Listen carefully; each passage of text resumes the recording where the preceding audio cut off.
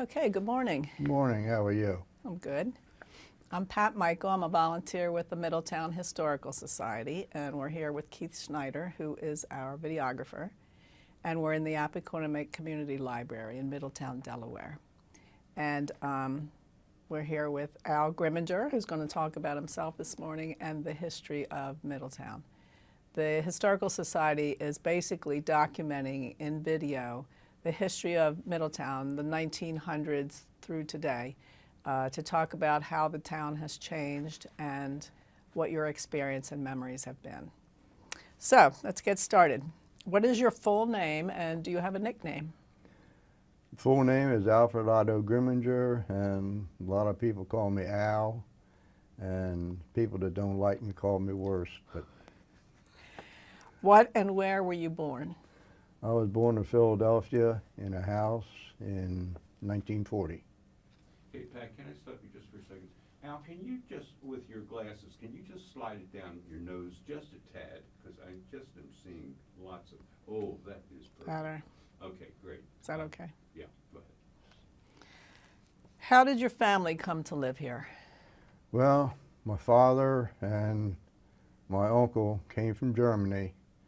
That was back in, I believe it was like 1937, and they were in a bake shop with Stanley's Bakery, who brought them here or gave them a job when they got here. And then I don't know what the year was, but a few years after that, then my uncle and my father had a bake shop in Wilmington on Union Street, and that was until 1952.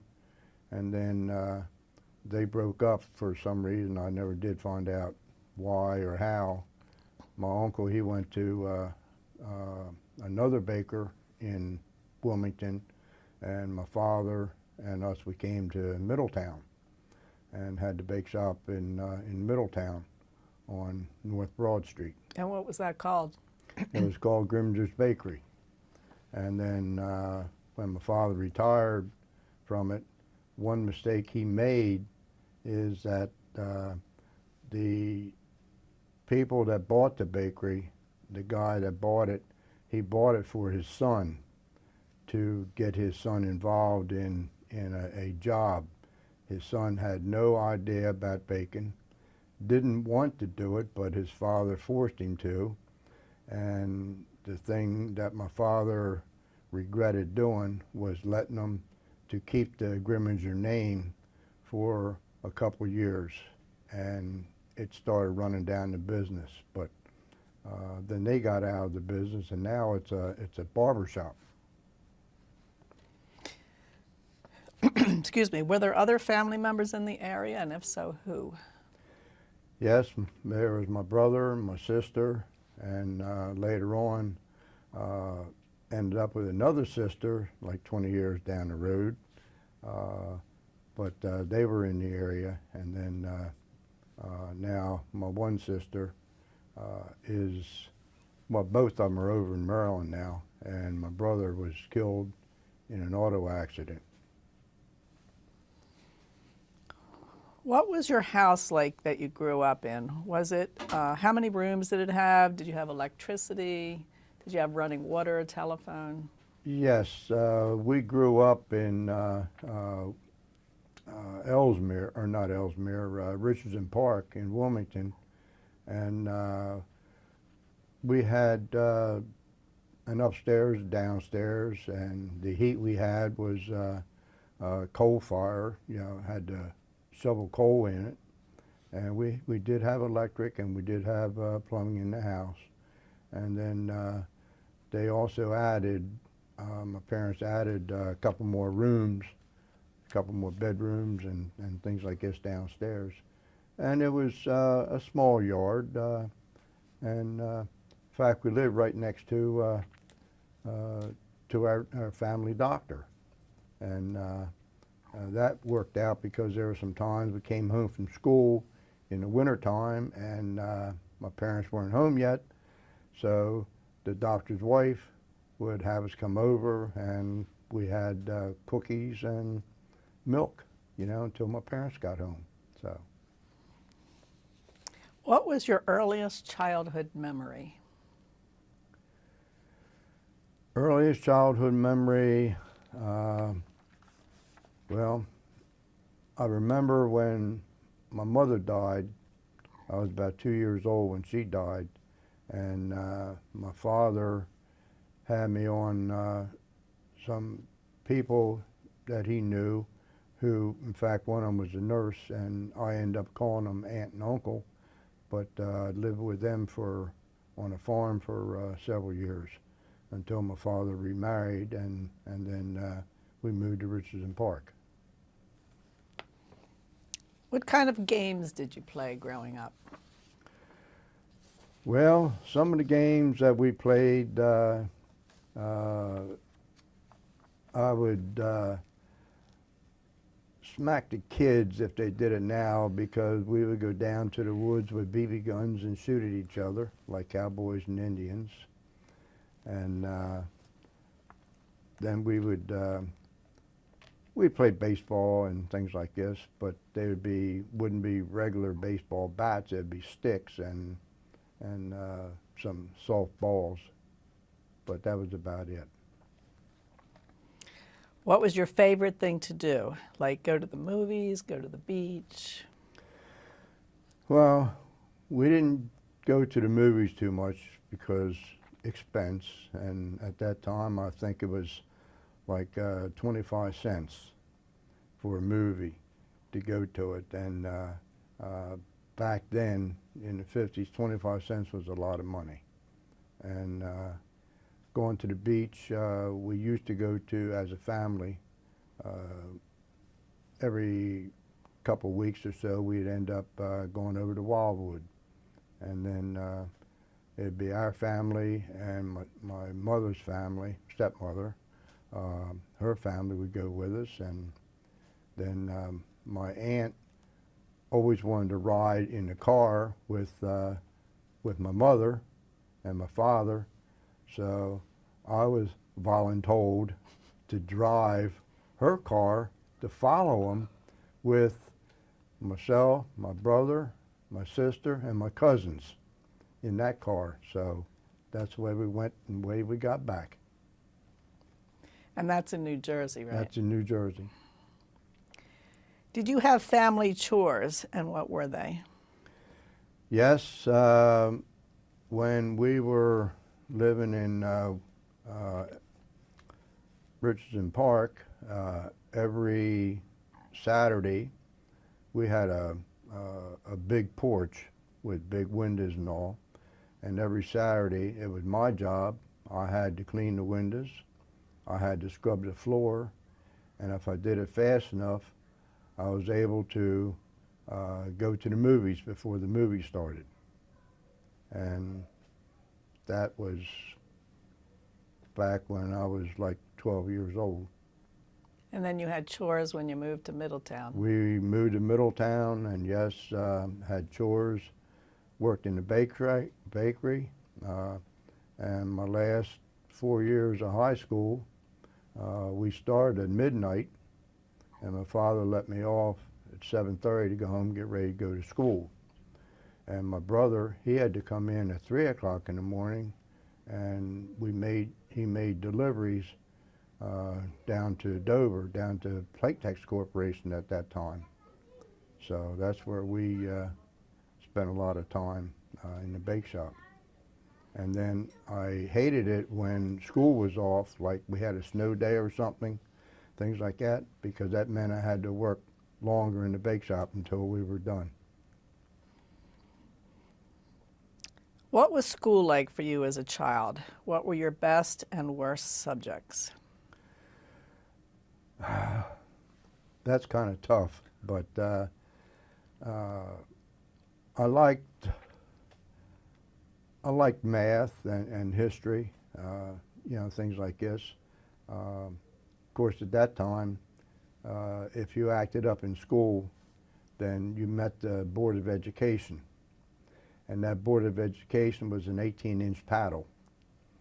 And so we had that, and you got it a couple times and you learned to listen and be a good boy. And the thing is, on that, when my father took us to school, he told them that if we need discipline, to discipline us, and he wanted to know about it. And the first time I got the paddle, I was scared to go home. But when I got there, he was standing at the door because they had called him. And the second time I got the paddle, I was afraid to go home, but I don't know whether he just gave up or what, but he wasn't there and didn't say anything. So, but yes, the school I went to was now the Everett Middle School. That was the 1st to 12th grade at that time. And I went there in the 6th grade when we moved to Middletown. So that was the only school you went to while you were... That's the only school I went to there, yeah. Did you go to college or No. anything? Okay. Do you remember any fads from your youth? Popular hairstyles, clothes? Yeah, one that we had, they called the Don Eagle, and that was where the side of your hair was almost shaved, and then right in the center it was just like long hair. That and I forget what you call it now, but the real short hair, and then you used to put the cream on it to make sure the hair stood up straight. How about clothes? Were there styles that everybody wore? A lot of it was jeans and tight fitting jeans and boots. Where now there's a lot of tennis shoes, but we had boots like in the Western time and Western hats. What were your favorite songs and music? Well, in school I played the trumpet, so, you know, I really didn't have, as a child, I really didn't have too much on songs, but as went on in years, my favorite was country western. Did you have any pets? And if so, what kind and what were their names? We had German Shepherd, called him Rennie. Full name was Rennie Tintin after the movie, and that dog took care of us as kids. No one could get around us and try and hurt us or anything like that. And even with kids coming around, and we're all joking around, playing around, we had to make sure that the dog wasn't around because the dog would almost want to attack them. But everything went fine. What was your religion growing up, and where did you go to church?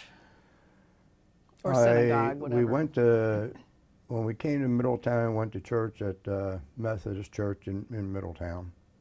And then later on, when I got married, then ended up going to New Covenant Church, which is Presbyterian Church, over on Boyd's Corner Road, across from Cedar Lane School. What church did you go to when you were younger in Middletown? Went to the Methodist Church on Main Street. Okay. Were you ever mentioned in the newspaper or other publications? There are a few things with the military, but Like I what? can't remember what it was. Just that, especially when our unit, I was in the Delaware National Guard, and during the Berlin crisis in '61, '62, our unit was ordered active duty,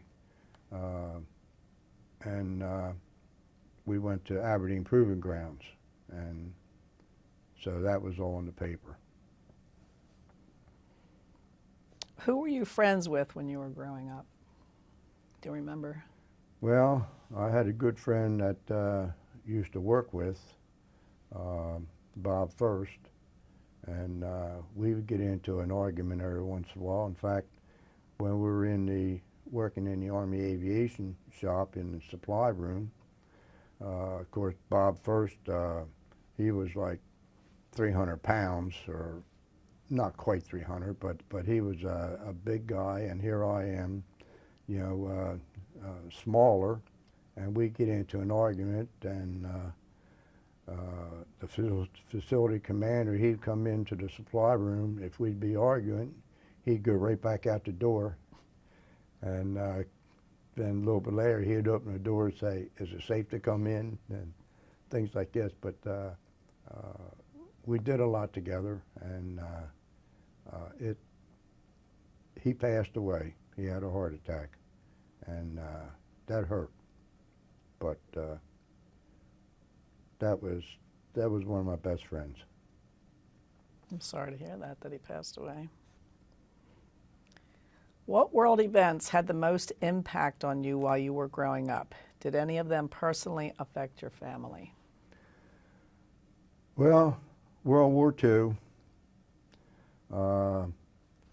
since my father and my uncle were in the baking business, and one of them had to go in the Army or go in the service, the other one didn't because of the baking business. And my father didn't have to go because he couldn't pass the test when he was in Germany on the soccer team. The opponent, when he kicked the ball, the opponent kicked and broke his ankle, so he always walked with a limp. So it made my uncle to go in the Army. And my grandfather from Germany told him to get in the mess section, become a cook, because you'll never starve. Mm. And so at that time, my aunt was living with us for a while her husband was in the Army, and then that was a rough time. Money wasn't there, and having extra people in the house and all, which hurt. And then that when we moved to Middletown, then things kind of changed. He made it back, though, right? He made it back, yes. How are holidays, birthdays, Christmas, whatever you celebrate in your family, how are they celebrated? And does your family have special traditions, or did your family? Well, the biggest holiday was Christmas. And when we were kids, after Santa Claus left, then my parents would wake us up, and Christmas Eve, and we would be allowed to open up one gift. But before we did that, of course, I played the trumpet, my brother played the trumpet, and my father played the violin. So before we could do anything, and keep in mind that we just got up and we weren't fully awake, but we had to play a song together, a Christmas song, with the violin and the two trumpets, and then we could go ahead and open up a gift and then go back to bed. And so that was always something that was a tradition that we had. So we knew it before we even got up. We knew what we had to do, so we got our instruments ready to go. What did you do on Christmas Day as a family, I guess? As a family, we opened up the gifts, and there were times that maybe the aunts and uncles would come over with their kids, with cousins and all, and just have a meal, and that would be about it. How is the world different today from when it was like when you were a child?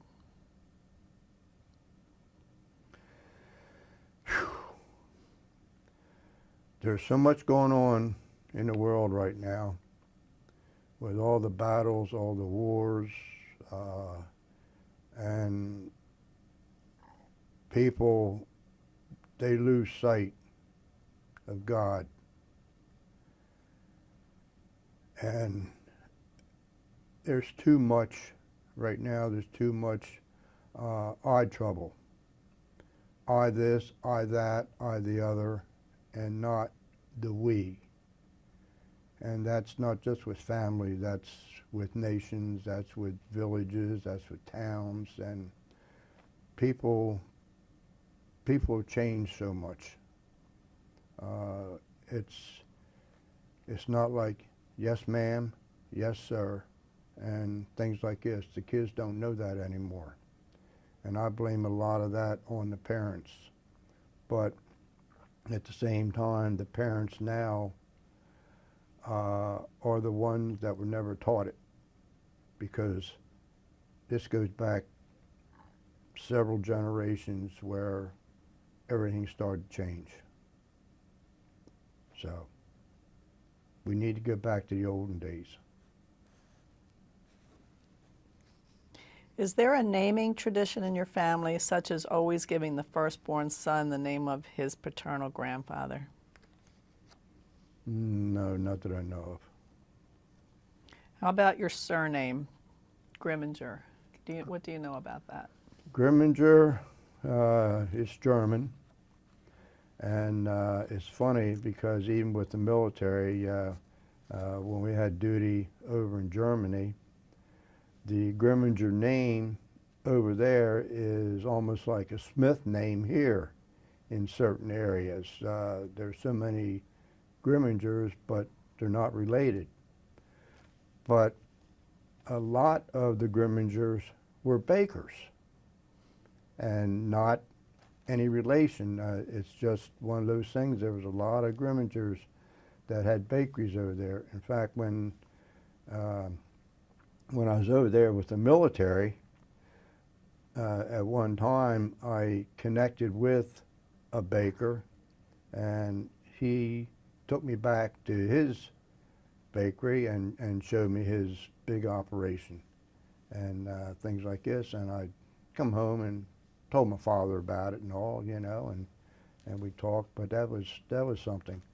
And when we were in Germany, and that was when we left Richardson Park and went to Middletown, we had a month, or maybe it was 2 months, in Germany as a family, staying with my grandfather. And then my cousin and myself, my grandfather made the long pretzels, and we had to put them in the little plastic bags. And then my cousin and I would take them down to the bars, because the bars would have beer and the pretzels, and we had to deliver those every day. Considering that we're about to celebrate the 250th anniversary of our country this year, what stories have come down to you about your parents, grandparents, more distant ancestors? Nothing that I can think of on that. It's going to be a big celebration, and it's been planned for a couple of years, you know, knowing, and this is the year, and we'll just have to wait and see what happens. Are there any stories about famous or infamous relatives in your family? No, not that I can think of. Are there any special heirlooms, photos, Bibles, or other memorabilia that have been passed down in your family? No, Nothing. no. Not even pictures. Well, we got some old pictures, you know, the black and white pictures, but you know, there's nothing that was really passed down, you know, to the family. What is the full name of your spouse and siblings, parents, if you want to list them? And tell us about your spouse. What is she like? What does she, you know, what do you think about her? What do you love about her? Well, Janet Lucy Grimminger. In fact, we met, that's my second wife, and we met at one of the schools in Middletown. In fact, for a couple schools I was president of the PTA, and I know there was one Silver Lake school where my daughter went, And I got a call from the school that my daughter was getting an award at the ceremony, and I was invited to it. So that morning I went to work in my uniform, military, because I work full-time civil service, and after I got to work, then I changed into civilian clothes and I went to the school in the auditorium, and my daughter was standing up or was walking down the aisle, and she saw me, and she told me afterwards, she said, "Oh, I guess I'm getting an award because Dad's here." And Janet's daughter was also getting an award. So she was there, and I didn't know her. And so then afterwards, everybody was clearing out, and Janet was sitting on the seat, fold-up chairs. That's all we had at the time. And I asked her, I said, she looked like she was down in the dumps, and I said, "Are you okay?" I said, "What's the matter with you?" And she started telling me, and we sat there, and next thing we knew, all the other chairs were gone except the ones that we were sitting in, and so we said, "Oh, we better go." So then we left, and so next day I called her and asked her if she wanted to go out to dinner. I mean, she was divorced and I was divorced, and so we went out to dinner, but our kids knew each other before Janet and I did because they went to school together. And so then we got married at the Methodist Church in Townsend. And then at that time, we were living in Townsend, outside of town limits, but Townsend address on Blackbird Landing Road. And we were there for quite a few years, and then we left there and went to where we're living now on Lower Grove Road. Where'd you get married? You said the Methodist Church in Townsend? Methodist Church in Townsend, yeah. Did you have a big celebration? Did your family come? No, it was a small celebration. The kids were there, and my parents and her mother, because her father passed away when she was young. So, and then we had my friend Bob, who was my best man, and her friend Janet, another Janet, lived in Odessa, was, you know, her, what do you call them, bridesmaid or whatever, and that was about it. What did your family, and well, you may still, what does your family enjoy doing together?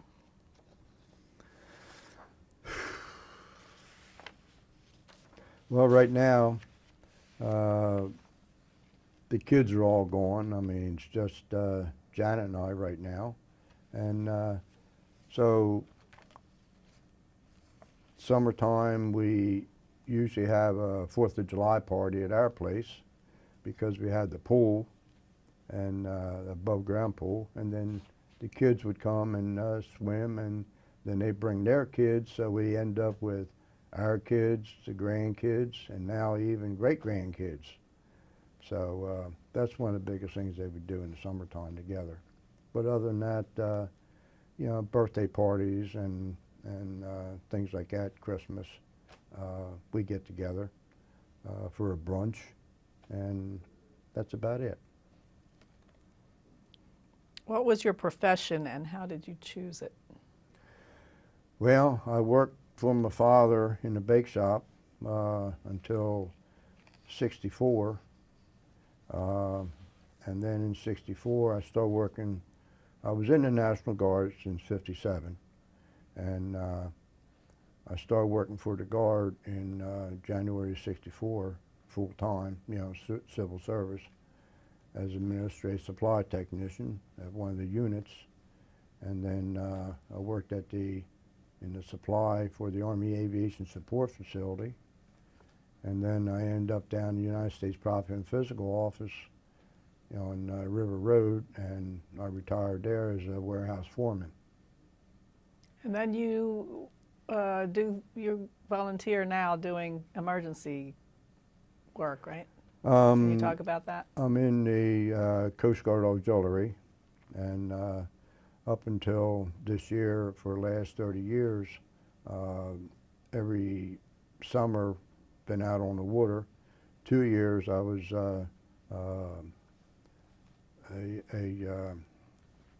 crew member, and for 28 years I was a coxswain, had my boat, and when we were on patrol, then the Coast Guard, we were on federal orders, and the Coast Guard paid for our fuel and per diem rate, and we did search and rescue and safety patrols out for the most part on Delaware Bay.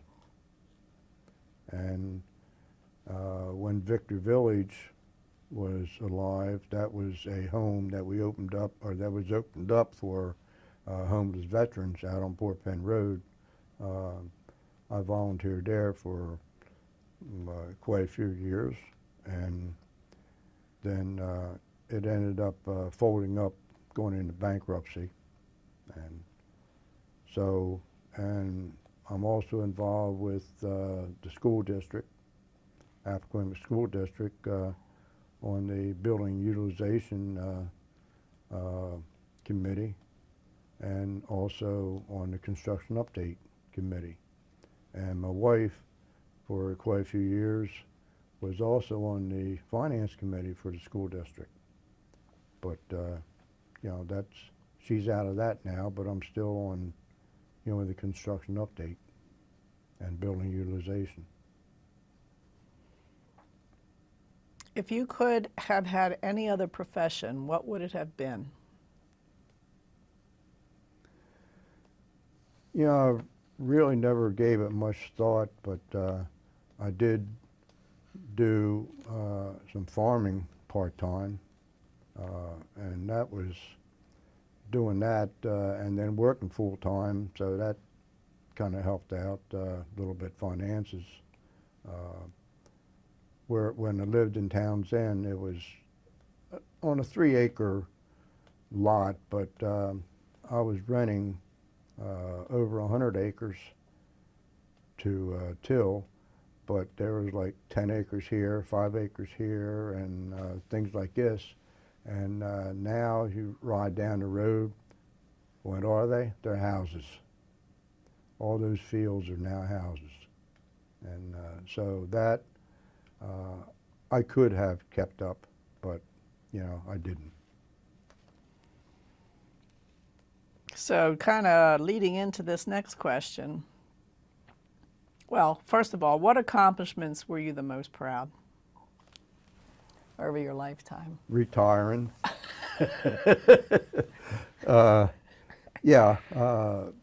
Being able to hold a job and you know, make friends and accomplish what, for the most part, what I tried to do. How has the recent development affected the area? So you kind of started with the farming changes. Well, when we moved to Middletown in '52, there was only one red light in town, and that was the center of town. The limits of the town were south would be just past Sharondale, which Sharondale is now. Going north was Shellcross Place, was the last road in town, and on that road is where my parents had a house built. Because when we first moved to Middletown, we lived in a house next to the bakery. But when they built that house, then right past that backyard was nothing but a cornfield, all the way down to the split between Broad Street and which is now Summit Bridge Road. And to the west was Summit Bridge Road, and to the east was street right out here, Catherine Street. That was the town of Middletown. And now it's expanded so far, you know, and I don't think they can do much more expanding because they'll be running into another town. How do you feel about all this expansion? The school district is building schools because of all the people that are moving in. You don't know the people anymore. When we first moved here, everybody knew everyone. And a lot of people knew the bakery. They knew the family. And if I walked down the street smoking a cigarette, people across the street would say, "Alfred, put that out or I'm going to tell your father." And I'd put it out because the worst thing is they would tell him. There was one time that I was standing out in front of the bakery talking to a girl, and I said, she asked me about some change. She had $1 or something. And I said, "I ain't got no change." And then I felt a lump in the back of my neck. And what it was my English teacher. And he held his hand on the back of my neck, marched me into the bake shop, went back behind the counter, back to my father. He said, "Mr. Grimminger, your son ain't got no change." And he turned around and walked out. But that's the way it was back then. And right now, if something like that was to happen, you'd be sued. And that is where things really started to change, because it got to the point that parents weren't taking care of the kids anymore. The kids were telling the parents what they're going to do, and the parents didn't do too much in a lot of cases, not all, in a lot of cases. Didn't do anything about it. Keeping in mind that back then, a lot of times the mother stayed home. But now with the economy and all, it takes two of them out to work, the mother and the father. And then when they come home, they're too tired to worry about raising a family, or I can't say raising a family, but things that matter, if that makes sense. What do you want people to know the most about yourself, your family, their business, etc.? That we're a good family. We tried to raise the kids to respect each other, to respect other people, and I think that we did a pretty good job at it, because they're also teaching their kids the same thing. I see that. In fact, even with my grandkids, that when they were smaller, and I'd joke around with them and all this, you know, and if they would start joking back with me, then I know my son, he would look at them like they were doing something wrong. And I said, "Rick, no, leave them alone, we're all joking, you know." But, you know, he just didn't want them to get carried away. And my daughter, my daughter said, they all did the same thing, so it kind of worked out.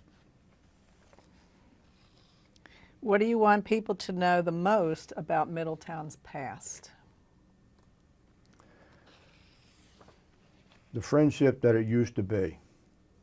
Everyone knowing each other, everyone helping each other. It was always, what can I do to help you? What do you need? And now all it is gimme, gimme, gimme. And it needs to get a little bit more back to the olden days.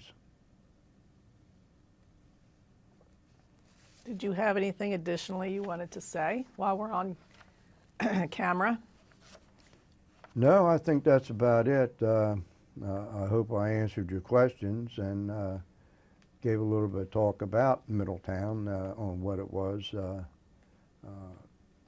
It's interesting, and some of the questions that you asked were things that I had never thought about until now. It still gives me something to think about. Well, we appreciate your being part of this series, and thank you for your time and your effort. No, thank you. That's it. How'd it go?